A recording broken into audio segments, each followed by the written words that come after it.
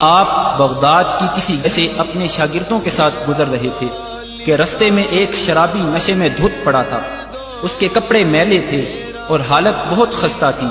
اس نے شیخ عبد القادر جیلانی کو صدا دی، اے عبد القادر، اللہ قادر ہے کہ نہیں؟ شیخ مسکرائے اور فرمایا، بے شک اللہ قادر ہے۔ اس شرابی نے پھر وہی سوال کیا، اے عبد القادر، اللہ قادر ہے یا نہیں؟ شیخ پھر سے مسکرائے اور فرمایا، بے شک اللہ قادر ہے۔ تیسری مرتبہ جب اس نے وہی سوال دہرایا کہ اے عبد القادر، اللہ قادر ہے یا نہیں ہے، تو شیخ روتے ہوئے سجدے میں گر پڑے اور کہنے لگے، بے شک اللہ کی قسم اللہ قادر ہے، اللہ قادر ہے، اللہ ہی قادر ہے۔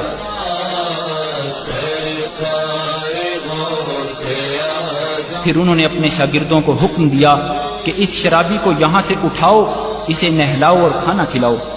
ان کے شاگرد بہت حیران ہوئے اور شرابی کے سوال کی حقیقت پوچھنے لگے، تو شیخ نے فرمایا کہ اس کے پہلے سوال کا مطلب تھا کہ کیا اللہ میری توبہ قبول کرنے پر قادر ہے یا نہیں؟ تو میں نے جواب دیا، بے شک اللہ قادر ہے۔ اس کے دوسرے سوال کا مطلب تھا کہ کیا اللہ مجھے تمہارے مقام تک پہنچانے پر قادر ہے یا نہیں؟ تو میں نے جواب دیا، بے شک اللہ قادر ہے۔ اور اس کے تیسرے اور آخری سوال کا مطلب تھا کہ کیا اللہ تمہیں میرے مقام تک گرانے پر قادر ہے یا نہیں؟ تو مجھ پر اللہ کا خوف طاری ہو گیا اور میں روتے ہوئے پکار اٹھا، بے شک اللہ ہی قادر ہے، اللہ ہی قادر ہے، اللہ ہی قادر ہے۔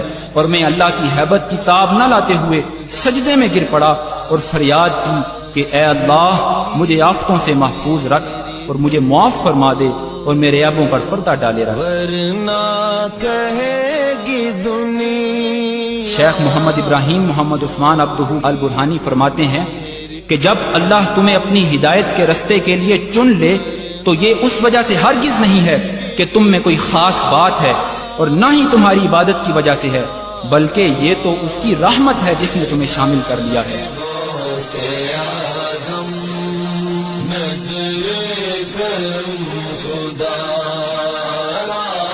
اور وہ اسے کسی بھی لمحے تم سے چھین سکتا ہے، لہٰذا کوئی بھی شخص اپنے عمل یا عبادت کی وجہ سے دھوکے میں نہ رہے کہ وہ بھولے بھٹکوں کو حقارت کی نظر سے دیکھنے لگے، کیونکہ اگر تم پر اللہ کی رحمت نہ ہوئی ہوتی تو آج اس کی جگہ تم ہوتے۔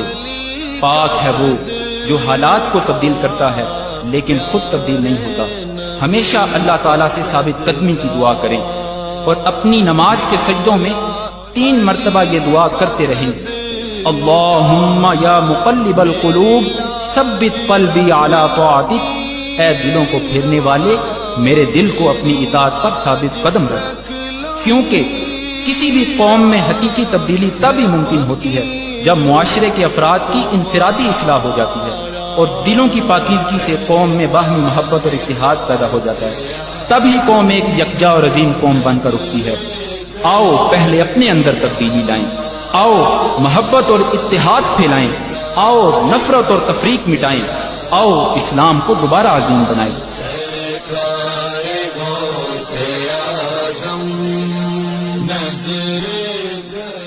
آپ سب بھائیوں سے گزارش ہے کہ آؤ آپ بھی ہمارے مقصد میں ہمارا ساتھ دو۔ اللہ ہم سب کا حامی و ناصر ہو، آمین۔ وصلی اللہ علی سیدنا محمد وعلی آلہ وصحبہ وسلم اجمعین۔ سب کا کوئی نہ کوئی دنیا